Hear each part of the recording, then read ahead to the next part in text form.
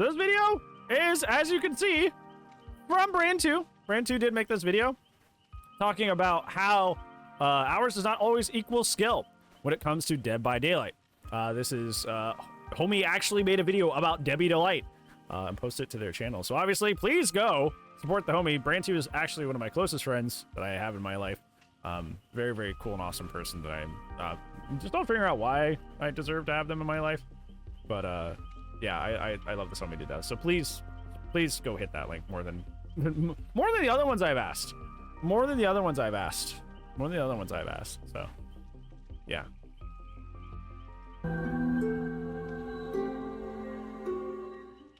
How's it going? My name is Bran. He's so pretty. He's so pretty. Look at him. He's so pretty. God, that's a handsome lad. That's a handsome lad. I love that, man. Daylight. Why do I want to talk about Dead by Daylight? Well, because there's just so much to talk about this game. You're pretty. That's not true. I want to talk about one thing in particular, and that's hours. And it's a small thing, but it's something that I see a lot of the time, and it bugs me to no end. I don't know why, but I'm gonna try and break down a little bit as to why that might be. He's so handsome. If you don't know what Dead by Daylight is, it's an asymmetrical horror game, 4 versus 1. The horror is very loose by definition. It is sort of the Super Smash Brothers. I just want to ruffle his hair. You get to pick from a plethora of characters, ranging from original to Michael Myers to all sorts of things. It's really cool, and it has just a really fun gameplay loop. But that's not why I'm here today. I'm here to talk about hours. And why am I talking about hours? Well, there's just something that bugs me about the perception and the priority that people put on hours and Dead by Daylight. It's this weird thing, right? Because in general, hours should always, almost universally, equate to experience.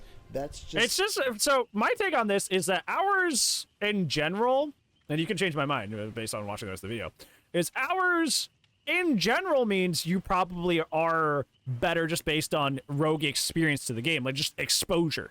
Just having exposure will make you better than somebody who doesn't have that exposure. But that's not always intrinsically the case, because if you spend that time more efficiently than the next guy, somebody with like 1K hours that spends it, like for example, a great example of this is I play everybody on the roster. There's like 5 killers that I kind of don't like to play, but even then I start playing them sometimes. I think artists or like twins would be a good example. I play them sometimes, but like, you know, there are character specialists like Alrin who plays Wesker, like Reaxium who plays Huntress, who are better Weskers and Huntresses than I could ever hope to be. So like they use their hours to like capitalize on being better at this specific thing. So therefore they are a better killer than me at specific killers, where I maybe have more general knowledge about like a lot of different of the killer roster period and be able to play specific killers better. They are better than me at the game, because even though they may not have the same experience with the larger roster, they're really good at this one killer because they spent all that time on them specifically and honed that skill specifically. So how you spend your hours is equally important, and it's not always intrinsically true that hours equals skill. It's a good indicator, right? It's a good indicator, but it's not an inherent truth, I think would be the word. If you're thinking that way, good, you should be. It's logical. But logic does not apply to this game sometimes. Sure. I'm going to tell you why. See, in general, a lot of my stuff is, though. A lot of stuff I do is unscripted. And that applies to most things in life. It applies to learning a language. It applies to learning guitar. It applies to learning any music. In general, learning a skill. Yeah, bro, thank you so much for the follow. I appreciate that. The more hours you put into it, the better Hope you're doing well. Be at said skill. It makes sense. It just tracks. It just adds up. In Dead by Daylight, it goes a little differently for me, and I just want you to hear me out. I just want you to think about what I'm about to say, and maybe you'll think a little differently about, you know, the emphasis that you put on hours. Because I see content creators, I see friends. This isn't about anyone in particular. I'm both. I'm sure someone's going to see this and think, oh, he's talking about me, because we've talked about this before. It's not about anyone in particular. I see a lot of people do this, and I don't think they're necessarily incorrect. Okay, I want to Stop preface pointing this. at me. And I also It's making want me to say that uncomfortable. this is my opinion, my Stop. stupid, Get your sausage fingers dumb away from me. opinion that doesn't matter to anyone except for me. And if you watch this video, maybe you'll think, oh, hey, I kind of maybe share that opinion too. And if so, awesome. And if not, okay, I don't care. You're allowed to have your opinion. Continue to have it. It's awesome. We need to be more opinionated. Okay, so yeah, I can put that up. Here's what I'm going to talk about, all right?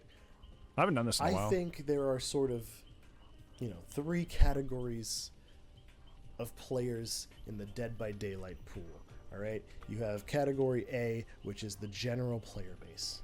And the general player base is made up of people primarily just playing the game to have fun. They're not thinking about the game too intimately. They're not deep diving into what decision-making process they need to do to be the best survivor or killer possible.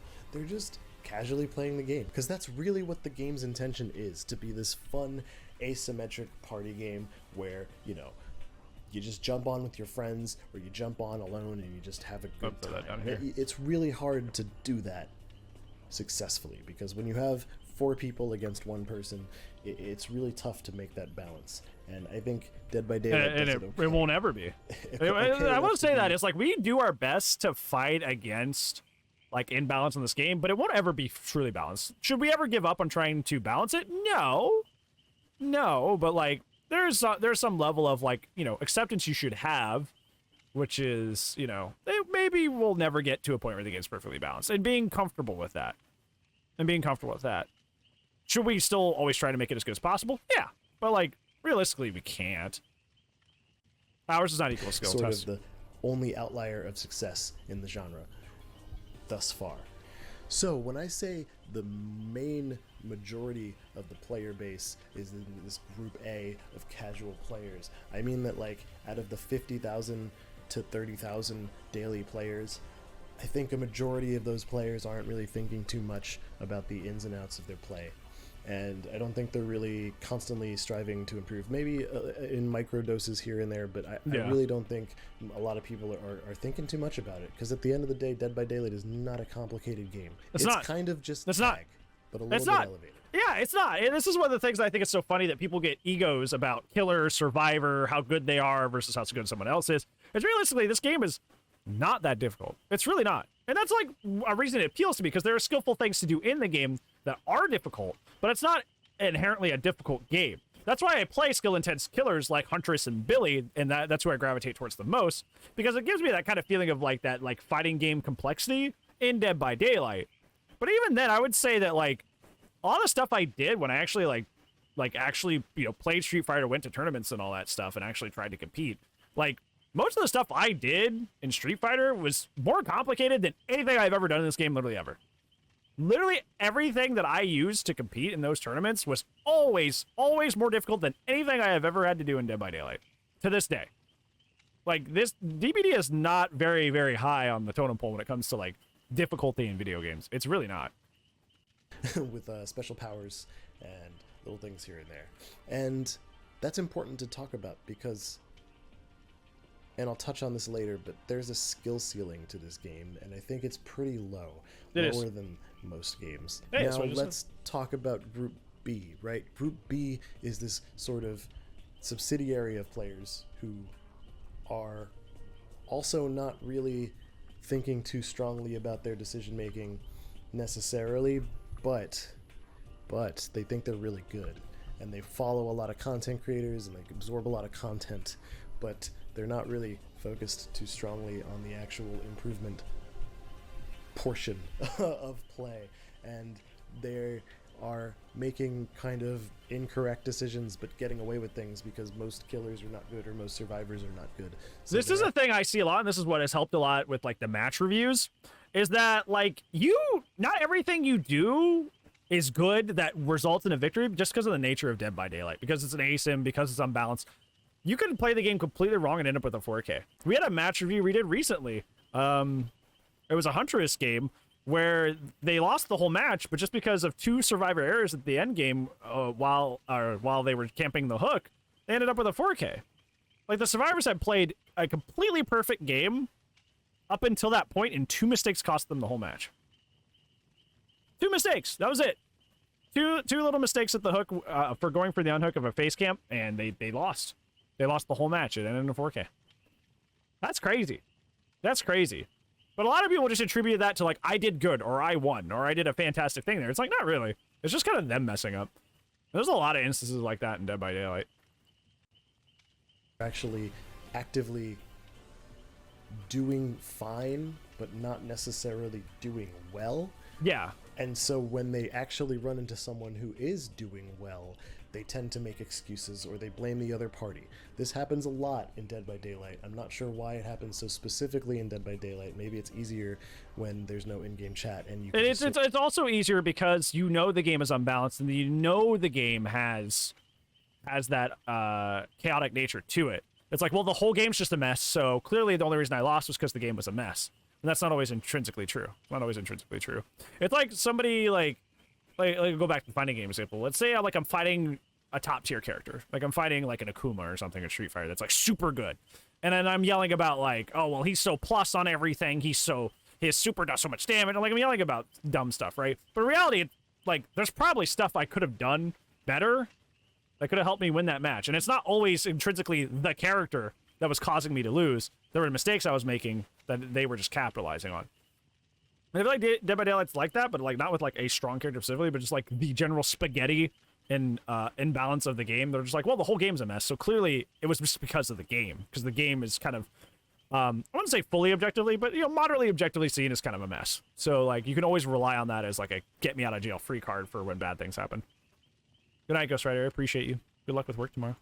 Sort of blanket blame it on the other team, you know, oh, the killer's so much stronger because it's supposed to be, because it's the killer, or oh, the survivors are so much stronger because there's 4 of them and 1 of me. Maybe that makes it easier to put the blame on another side, but I see that a lot. And this is sort of Group B, you know, they'll play well for most of their games because, again, skill levels in this game tend to be on the lower side. That's not a knock at anyone, it's just that kind of game, and that's okay. But they'll coast through most of their games and then get bodied in another game and be like, oh, well, it wasn't me, it was them. It was because they played a certain way or they did a certain thing. And that's sort of this weird mindset, but it's not a good mindset to have, but it's a mindset that a lot of players have.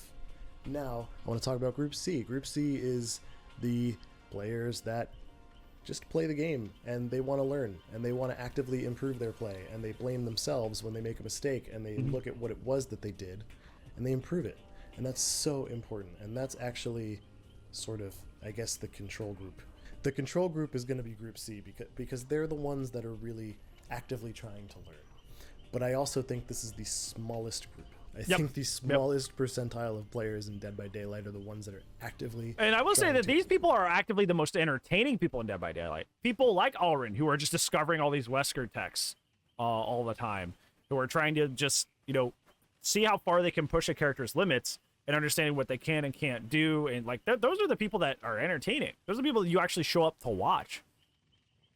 Like, but that's not what people reflect in like the casual player base or like the non-streaming player base. Even a lot of streamers don't even do that. It's just, it's interesting to improve and kick and work their way towards improving their gameplay overall, and looking at what they're doing and maybe even reviewing their footage, maybe sending it to content like a match creators review to tell them how they can improve. You can do right here.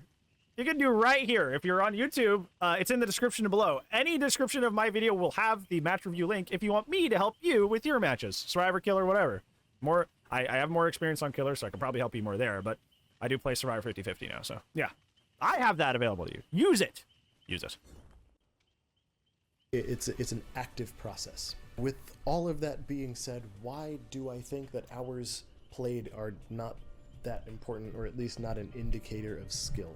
Well, I will tell you why. Oh boy. Because in order to properly improve at a skill, you need to actively be working at improving it and doing so in a correct way. Yeah, not just throwing your head against the wall and praying you get better. They're not actively trying to improve. Yes, they're going to pick up things here and there and game sense that you otherwise wouldn't pick up normally if you would just have 10 hours in a game. But I can almost guarantee you that they are picking up that game sense at 100, 200, 300 hours.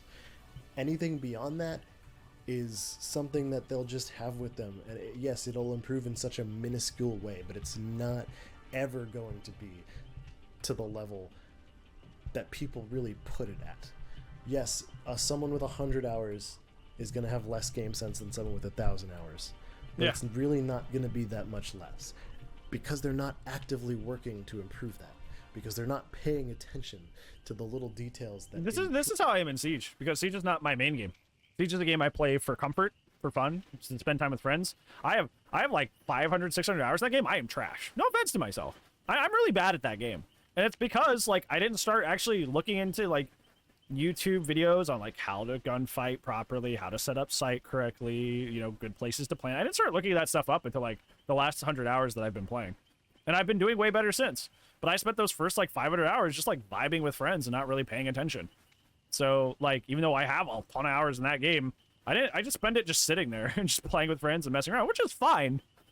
It's fine, but, you know, you also can't complain about, you know, you being bad at the game or being mad at the game when, like, if you don't put in that effort yourself. Prove someone at 1,000 hours, right? That's Group C. Group C at 1,000 hours is going to be destroying people at Group A at 1,000 hours. Bar none. But there's no way to tell, right? There's no way to know which group they come from. And now Group B, which is, I think, a little bit bigger than Group C, Group B, those players that put the blame on others and they never really look at their own gameplay and they never really question their own decisions, that's actually impairing their ability to learn. Right? And I will say a lot of this is inspired by content creators. Because a lot of content creators, because they want to look like they're always doing the right thing and making the right plays and seem like they're really cracked at the video game. So people will keep watching them. So a lot of them will kind of like hide the reason they lost matches, right? You'll have me. I'll say sometimes when I lose a match, I'm like, okay, well, they were super sweaty and they were gen rushing. And then we can look in the end screen and we can see multiple proofs, hyper focus stakeout, multiple BMPs. And I will go, that's why. But you also hear me sometimes in the match go, that was a really long chase. If this goes wrong, if I end up losing, this is why. It's because of this. This thing that I'm doing right now is not the greatest, and if things go wrong, it's because of that. You have the cognitive awareness to do both. You have to be able to do both, and if you can't do that and you're always going to the latter, you're missing the truth in there somewhere. Because the truth is, sometimes it is the perks, but the truth is also sometimes you had like a 2-minute chase, and no doubt the gens are gonna fly. But if you're only erring on one side or the other, you're never gonna know what the truth was. You know, I don't really tend to show major wins. Yep, so it paints this unfair image of themselves that is not technically true. They're actively making poor decisions and getting rewarded for it. Because this game, it's kind of easy to just loop a killer that doesn't really know what they're doing and route something the wrong way and kind of get away with it and you think you're doing really well. Sometimes being weird is the play. Not really but it's dumb. Indicative of your performance. It's just sort of a part of the game's design. And where this is an issue for me is a lot of these players will put thousands of hours into this game and never actively improve. In fact, they're actually degrading their gameplay by putting the blame on other people and making poor decisions. And that just actively impairs your ability to learn. It's why This is why I see people every time there's a big bounce patch like we had on day of recording. There are people just frothing in the mouth and losing their minds. A lot of survivors that crutch Dead Hard are crying right now. They're very, very upset. I used Dead Hard all day today. I just didn't have it for my first chase. I played my first chase way more safe, and then I had Dead Hard. It was essentially the same thing. I still had killers today, really locking down. We had a Nemesis today with a 4-gen who held it down with overcharge.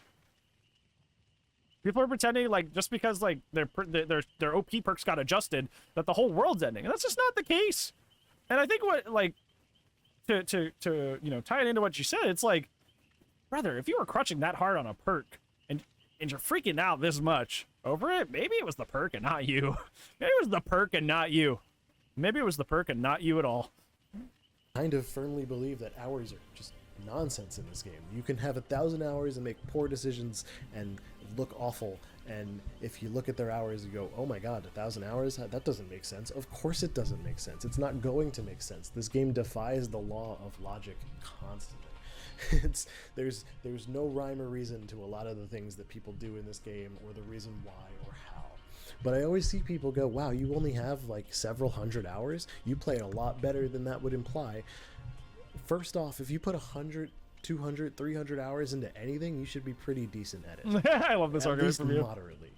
And if most of the people in the game aren't doing what you're doing, which is actively learning, of course you're going to look better by comparison. Mm-hmm. I put maybe 600 to 700 hours into this game, so I'm not in the 1,000-hour echelon that a lot of people are. God, catch up already. I think so far that behind. I was better than most people. And that's not being cocky, I promise. Oh.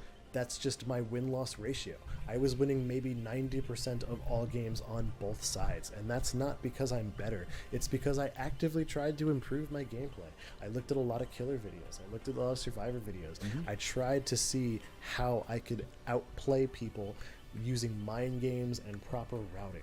Yep. And that goes so far. And this wasn't my win percentage towards the end of my time playing the game. This was 300 hours in. I was winning most games at 300 hours. And it wasn't just because it was matching me with people of similar hours. There is no rhyme or reason to that. You get matched against people with 10 hours at 1,000 hours. It's just the way MMR works in this game. Yep. It's because I actively worked to improve my gameplay.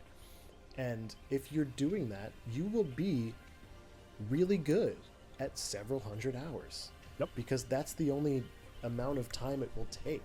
And like I said, the skill ceiling in this game overall is pretty low.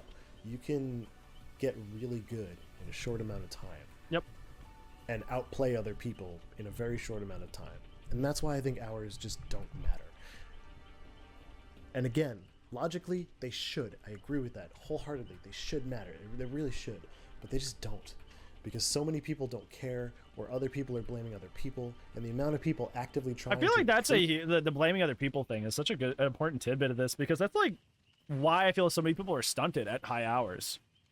It's because they just blame the game all the time. And yes, there are stuff that is too strong sometimes that do cause you to unfairly lose things. But there are people that just blame it on the game all the time. And it's not always the game. It's really not always the game. Not as much as you think it is. And those people just would rather just like whine and cry about the game itself over and over and over, and they just like never look and see what their own mistakes are. They never look and see what their own mistakes are. Like I can notice just in, because you know I spent most of my time in this game as a killer main, and only recently went 50-50 in like the last like half year or so.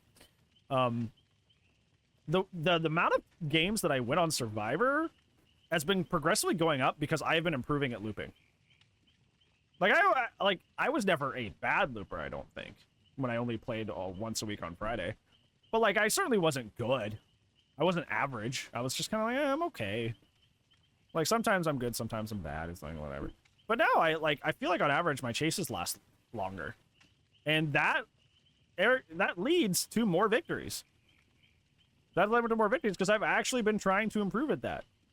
I've been actively trying to improve at that instead of just kind of playing and hoping that I would do better. I actively try to improve how good I am at my chases and incorporate new mind games, and that works. And I've been seeing those results where I win more of my matches on Survivor now because if I take the killer on a long chase, that buys us like 2 or 3 gens. Really good, really good. That wins games. That gets you dubs. But so many people in that same situation would just be like, oh well, Nemesis is just BS, like with something unrelated to like their chase ability, and just be like, well, that's just like stupid, They're just blaming it on something else. Prove it's so little low text that, optimizations. Really yeah, there's like 3. There's like 3 texts, 3 or 4 texts. Like always a handful of texts. There's like character-specific text, but it's just like so. I want you not a lot to of do text in this something. game. If you put an emphasis on hours, I want you to do something. I want you to try something. Check literally every person you play hours. Mm-hmm. Every person you run into, I want you to check their hours and take a look at how many hours they have played, if it's visible, if they're on Steam. Check it out. The numbers will be crazy. They will be all over the place. They will make 0 sense to you because we only check hours played when someone plays really, really bad or really, really good. And yes, more often than not, if they're really awful or if they're really good, those hours are going to potentially represent that. They'll either have 1,000 or they'll have 10.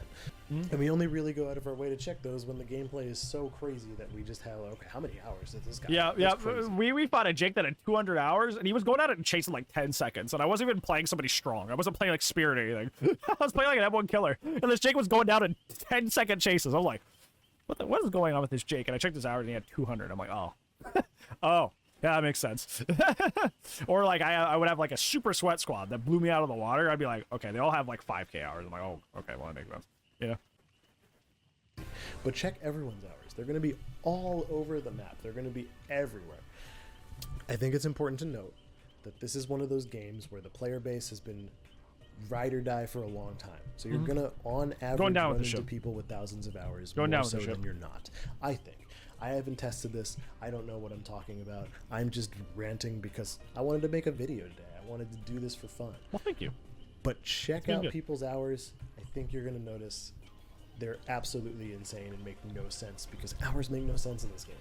Don't worry about people's hours. If they have over 300 and they're actively trying to learn, they're going to play better than you think they are. If they have 1,000 and they're playing like an idiot, it's because this game lets you do that.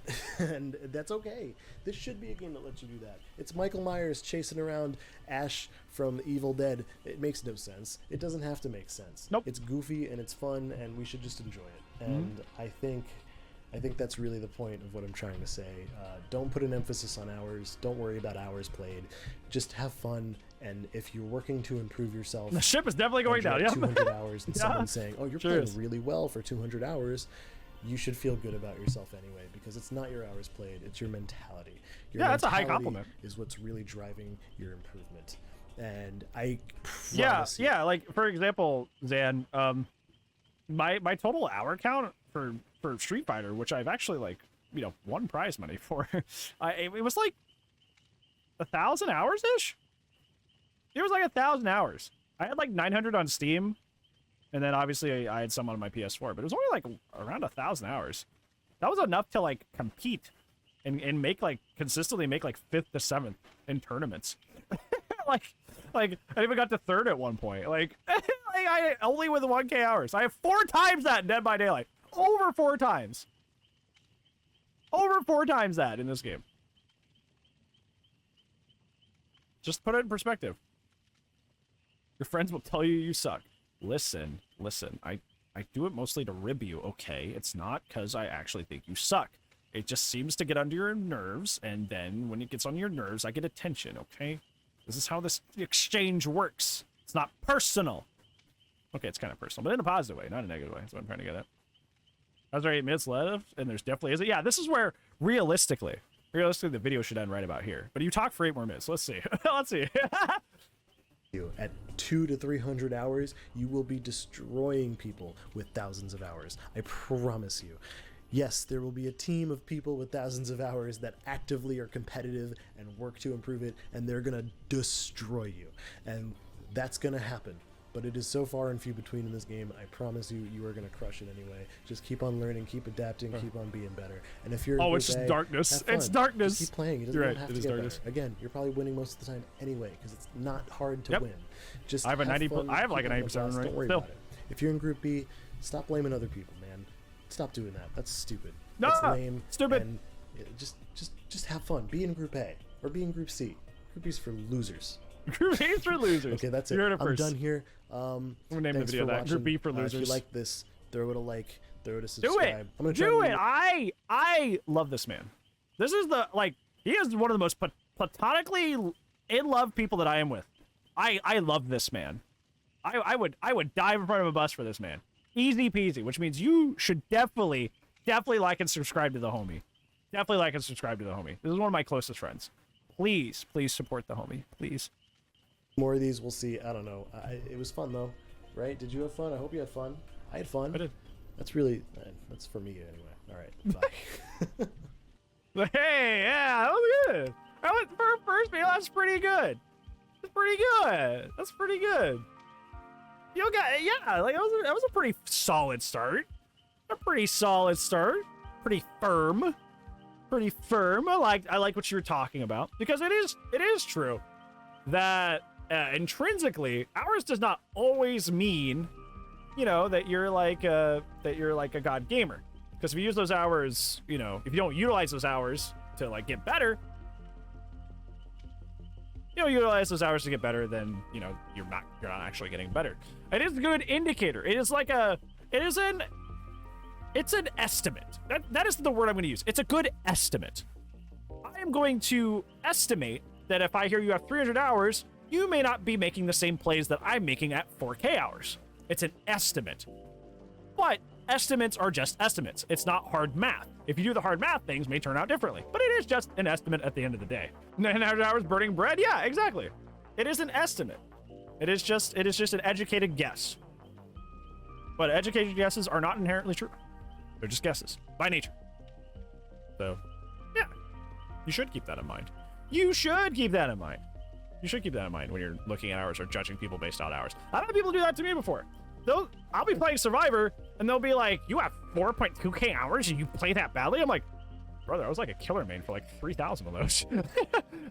Probably more. I was like a killer main for like 3.5K hours. Like, what do you want from me?